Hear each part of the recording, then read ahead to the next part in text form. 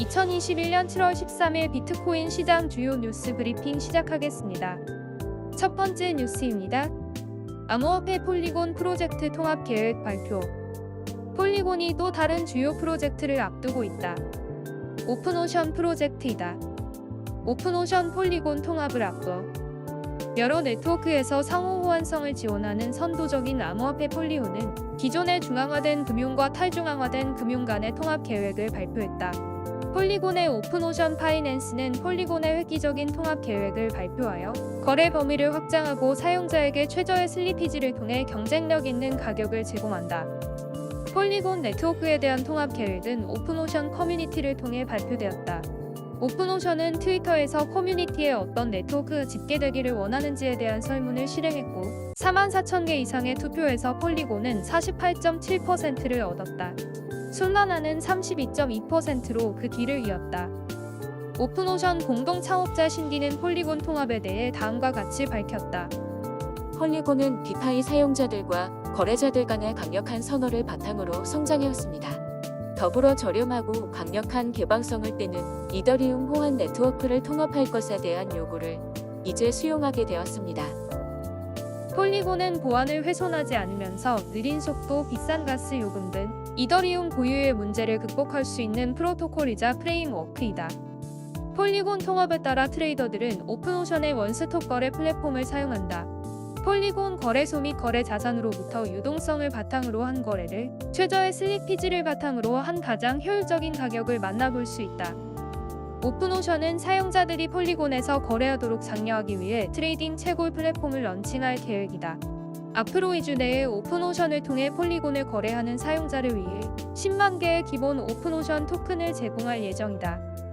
향후 수주 이내 오픈오션은 사용자들이 서로 다른 체인 간의 디지털 자산을 거래하고 이전할 수 있는 교차 체인 통합을 출시한다. 매틱 브릿지 버전이와 같은 플랫폼과 교차 체인 프로토콜을 통해 서로 다른 퍼블릭 체인 간의 자산 이동이 가능하다. 오픈오션은 현재 단편화된 디파이 및 시파이 시장에 고립된 섬을 연결하는 교량 역할을 하는 세계 최고의 풀 통합 플랫폼이 될 것이다. 고도로 최적화된 지능형 라우팅 알고리즘을 사용하여 통합된 시파이 및 디파이에서 사용자들은 최저 슬리피지를 바탕으로 한 최상의 가격 서비스를 받아볼 수 있고 수수료 역시 최저이다. 또한 이 플랫폼은 사용자가 자동으로 차익 거래를 수행할 수 있는 API 및 트레이딩 툴도 제공한다. 오픈오션은 스왑 방식 외에도 파생 상품, 수익률, 대출 상품, 보험 상품을 통합하여 제공하고 자체 마진 상품과 지능형 자산 관리 서비스를 지속적으로 제공할 예정이다. 폴리곤은 이더리움 호환 블록체인 네트워크를 구축하고 연결하기 위한 프로토콜이자 프레임워크이다. 이는 이더리움 확장 및 인프라 개발을 위한 최초의 구조화되고 사용하기 쉬운 플랫폼으로서 그 기능을 수행한다. 폴리곤 소프트웨어의 핵심 구성 요소는 플라스마, 옵티미스틱 롤럭스, ZK 롤럭스, 벨리디엄 등의 솔루션이며 작업 증명 방식과 같은 보안 체인 구축 및 연결을 지원하는 유연한 모듈식 프레임워크이다. 폴리곤의 확장 솔루션은 400개 이상의 디앱을 활용하고 있고 현재 약 3억 5천만 개의 트랜잭션, 150만 명 이상의 고유한 사용자를 확보하면서 암호화폐 생태계에서 큰 비중을 차지하고 있다. 폴리곤에 대한 더 많은 정보는 폴리곤 웹사이트에서 확인하실 수 있습니다. 다음 뉴스입니다. 비트코인 역사적 변동성 지수의 프랙탈은 상승의 분수령. 비트코인 가격이 횡보 구간 범위에 갇혀 몇 주 만에 거의 움직이지 못하고 있다. 시가총액 기준 암호화폐 1위인 BTC는 기존 특유의 변동성에 비해 따분한 움직임을 보이고 있다. 비트코인의 과거 변동성을 과거 차트에서 찾아보면 시장이 전례 없는 수준의 상승장 이전에서 보여주었던 패턴이 프랙탈을 현재 형성하고 있는 것을 볼 수 있다. 프랙탈과의 역사는 그대로 반복되지는 않지만 그 흐름은 반복된다. 마크 트웨인은 역사는 그대로 반복되지는 않지만 그 흐름은 반복된다고 했다. 그의 이 말은 프랙탈이라고 불리는 반복적인 가격 패턴 이론을 통해 설명된다. 프랙탈 패턴은 과거 가격의 또 다른 지점과 유사해 보이는 패턴을 분석하여 향후 시장의 방향을 예측하는 데 도움을 주는 분석적 기법이다. 상황이 정확히 똑같은 경우는 드물기 때문에 결과는 다양하게 나타날 수 있다. 그런 이유 때문에 프랙탈 분석이 부정적인 평가를 받은 부분이 있지만 비트코인 가격 움직임에서는 특정적으로 반복되는 패턴들이 있어서 프랙탈 분석이 용이하게 적용되곤 한다. 예를 들어 역대 최고치를 넘어선 각각의 주요 상승 시세에서 포물선 상승으로 이어졌고 이때 나타난 시각적인 동일성을 부인할 수 없다. 가장 최근의 상승세는 비틀거리며 멈춰서다가 50% 이상의 하락으로 떨어졌지만 프랙탈에서 나타난 추세는 여전하다. 시장은 강세장이 꺾일지 더 갈지를 재고 있다. 분석가들의 기술적 분석들도 다양하게 나오고 있다. 비트코인 주봉에서는 도지 캔들이 나와서 추세 반전을 기대해 볼 수 있는 한편 가격 범위가 상당히 좁혀졌고 변동성도 수준 이상으로 떨어져 있는 상황이다. 이러한 모든 징후는 잠재적 반전을 암시하며 과거 이와 같은 상황을 적용해 본다면 머지않아 변동성이 급격하게 나타날 수 있다. 비트코인 역사적 강세장 피날레에서 변동성 프랙탈이 암시하는 것은 무엇인가? 자연 전반에 걸쳐 프랙탈과 같은 패턴들이 반복되고 있다. 금융자산의 가격 행동은 보통 약세와 강세장 사이를 자전거로 오가는 것과 같은 반복적인 행동을 보인다. 비트코인도 다르지 않고 반복적으로 나타나는 패턴이 잘 알려져 있다. 주봉 기간에서 과거 변동성 지표를 되돌아보면 그러한 예들 중 하나를 발견할 수 있다. 이전의 강세장을 보면 분명 다른 부분이 있는데 그것은 현재의 강세장은 이전의 그것에 한참 못 미친다는 것이다. 이전 강세장에서는 조정장을 마치고 변동성이 폭발하던 시점이 도달했고 이 기간이 끝나고 나서야 강세장이 종료되었다. 변동성이 줄어든 시점에 비트코인을 버린 사람들은 그 이후 나타난 엄청난 강세장에서 비트코인이 900% 이상의 ROI와 함께 강한 시세를 보였기 때문에 땅을 치고 후회하는 일이 발생했을 것이다. 그 이후 시장이 침체기를 겪었지만 비트코인은 결국 다시 돌아왔다. 현재 비트코인은 과거와 매우 유사한 포물선의 지지를 유지하면서 상승 국면을 재차 회복하려고 노력하고 있다. 이것이 성공적이려면 가격 견인과 함께 포물선 곡선을 따라 변동성도 상승해야 한다. 이로써 2017년 이후 매년 상위 또는 최하위를 기록해온 12월경에 현재 소강세가 그치고 변동성이 최고조에 달할 것으로 보인다. 다음 뉴스입니다. 파라과이 의회 7월 14일 새로운 비트코인 법안 상정 예정. 보도에 따르면 칼리토스 레엘라 파라과이 하원 의원과 페르난도 실바 파세티 상원 의원이 오는 7월 14일 의회에 비트코인 법안을 제출하기 위해 노력하고 있다. 구체적으로 엘살바도르가 6월 비트코인을 합법적으로 법정 위반으로 내놓은 이후 파라과이가 다음 차례로서 암호화폐 중심의 전략 수립에 나서는 것으로 보인다. 이로써 엘살바도르에서 시작된 비트코인 위반 결정이 전 지역 정책 위반자들에게 영향을 준 것으로 보인다. 정책 위반자들은 암호화폐 관련 법안을 통과시키는 것을 시급한 과제로 내놓으면서 일관된 목소리로 암호화폐 옹호론을 펼치고 있다. 한 의원은 트위터를 통해 나는 파라과이를 통합하기 위해 왔습니다라고 공유하는 내용을 밝힌 것으로 알려졌으며 그와 동료 의원들이 파라과이와 세계를 위한 깜짝 놀랄 만한 일을 하고 있다는 것을 추가적으로 보여준다는 언급을 한 것으로 보도되었다.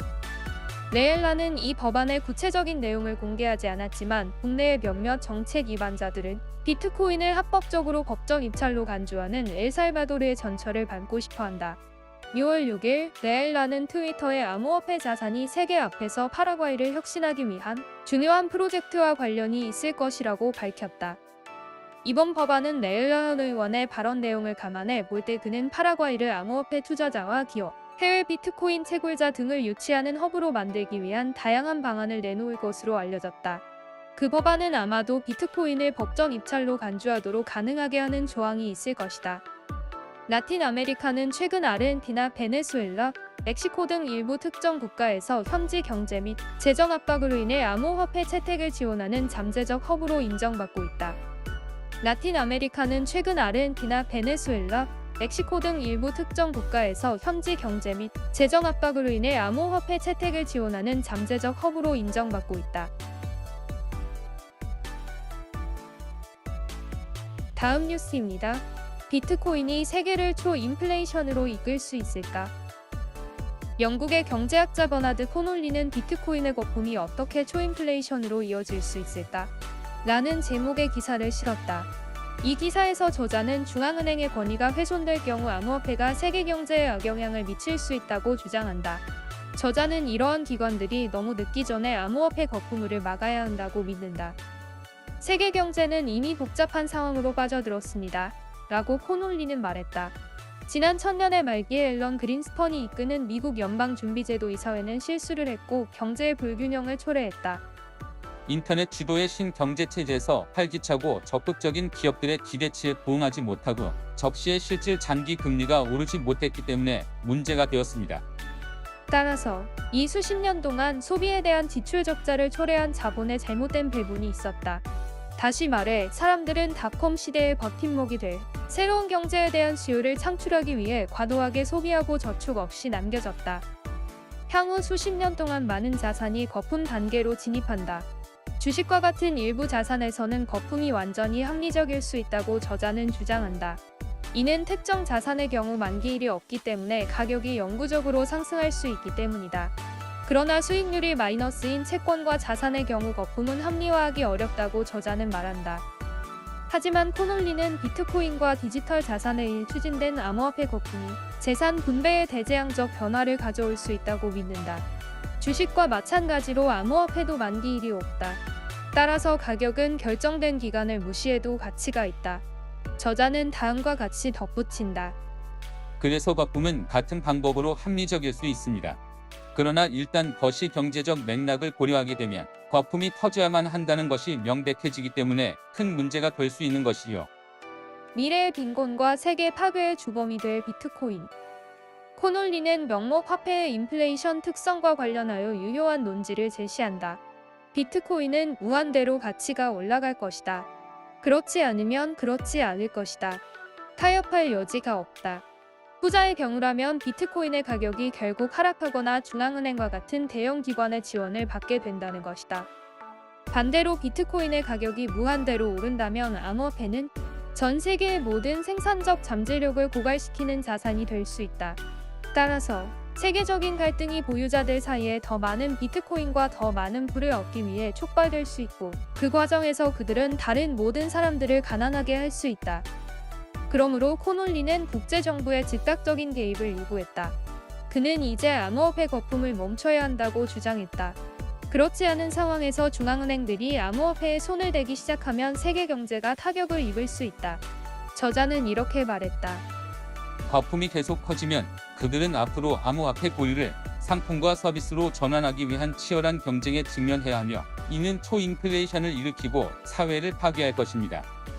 암호화폐 커뮤니티는 대체로 코놀리의 기사에 부정적으로 반응하는 편이다. 이용자들과 전문가들은 코놀리의 글이 현재의 경제 전망에서 중앙은행과 정부의 책임을 지적하지 못하고 있다고 강조했다. 작가이자 비트코인 옹호자인 프레스톤 피시는 다음과 같은 문장으로 응답했습니다. 눈속임과 거짓이 가득한 잘못된 기사들에 대비합시다.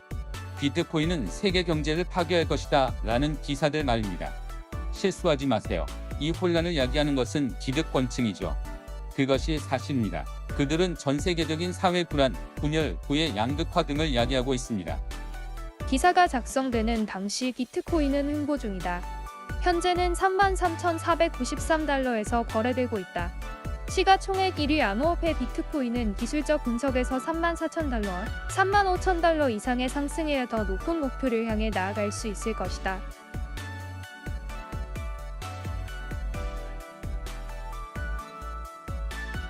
다음 뉴스입니다. 메타버스의 핵심에는 블록체인과 암호화폐가 있다. 엔비디아 CEO가 말하는 암호화폐, NFT, 그리고 메타버스. 엔비디아 CEO인 젠슨 황은 대만의 최대 컴퓨터 행사인 컴퓨텍스 기간 동안 언론 담당자들과의 브리핑에서 NFT 및 암호화에 대한 자신의 견해를 포함한 메타버스의 미래에 대해 이야기했다. 메타버스의 개념은 미국 공상과학소설 작가 닐 스티븐슨이 스노우 크래시에서 메타버스를 사용한 이후 수십 년 동안 대중문화의 일부였다. 레디 플레이어 원, 트론 체인지 카본 등의 영화에서 볼 수 있듯이 메타버스는 기술 발전에 뒤따르는 필연적인 결과처럼 보인다.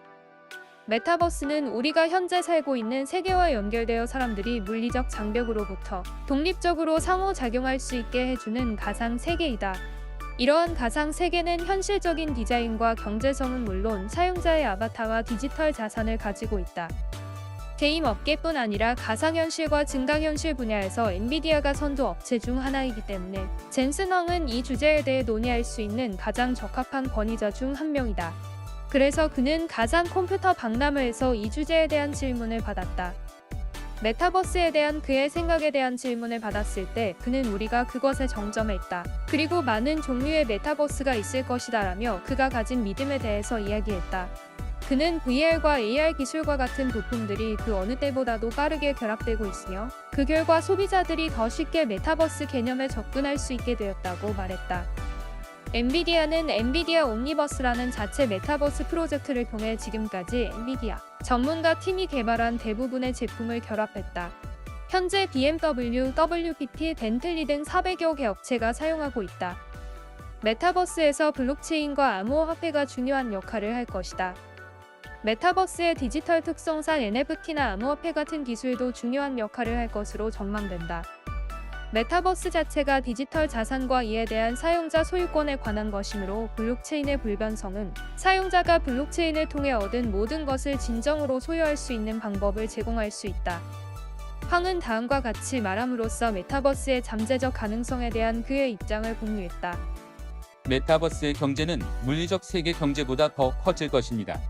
메타버스의 세계에서 디지털 화폐, 즉 암호화폐가 사용될 수 있습니다.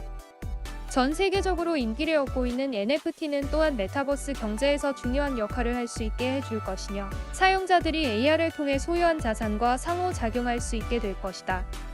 디센트럴랜드나 더 샌드박스와 같은 게임 관련 암호화폐 기업들 이미 블록체인, 암호화폐, NFT를 기반으로 하는 가상세계를 만들고 있으며 이를 통해 가상의 지리적 공간 속에서 모든 현실 세계를 반영하며 나타내고 있다.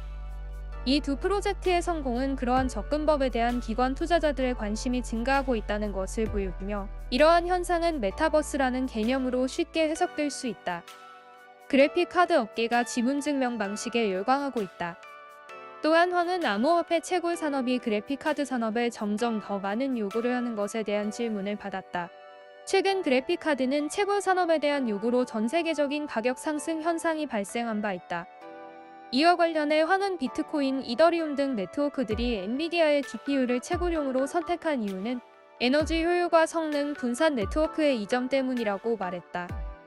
그러나 이러한 인기로 인해 반도체 시장에서도 부족 문제가 발생하여 그래픽 카드 이상의 영향을 미치게 되었다. 그는 말했다. 암호화폐 채굴로 인해 발생하는 높은 수요를 축소하고 암호화폐 채굴자들을 위한 특별 제품인 CMP를 직접 만드는 것이 우리의 전략입니다. 만약 암호화폐 채굴자들이 우리로부터 직접 다량의 GPU를 구매할 수 있고 암호화폐 채굴에 사용할 수 있다면 오픈마켓에서 구매하지 못하게 될 것입니다. 그래픽카드의 품귀 현상과 관련해서 보다 효율적인 암호화폐 채굴 방법을 개발하는 일은 더욱 더 중요해지고 있고 관련 산업의 발전에 따라 이더리움 같은 네트워크를 2세대로 이끌었다. 더 많은 사람들이 디파이에 의존하게 되면서 황은 지금은 중요한 증거가 될 절호의 시기라고 믿고 있다. 이 토론에서 황은 또한 엔비디아의 기존 주요 수요자들이었던 게이머들을 위해 지포스 그래픽 카드 공급을 보장하겠다는 약속과 함께 암호화폐 채굴 방식에 있어서 대안 솔루션까지 제공하였다.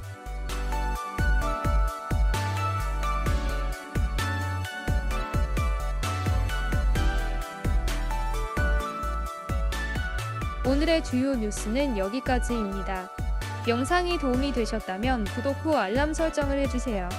더욱 빠르게 뉴스를 받아보실 수 있습니다. 좋아요도 부탁드릴게요. 화폐 그 이상의 세상, 미래를 사는 사람들 코인리안이었습니다. 오늘도 좋은 하루 보내세요. 고맙습니다.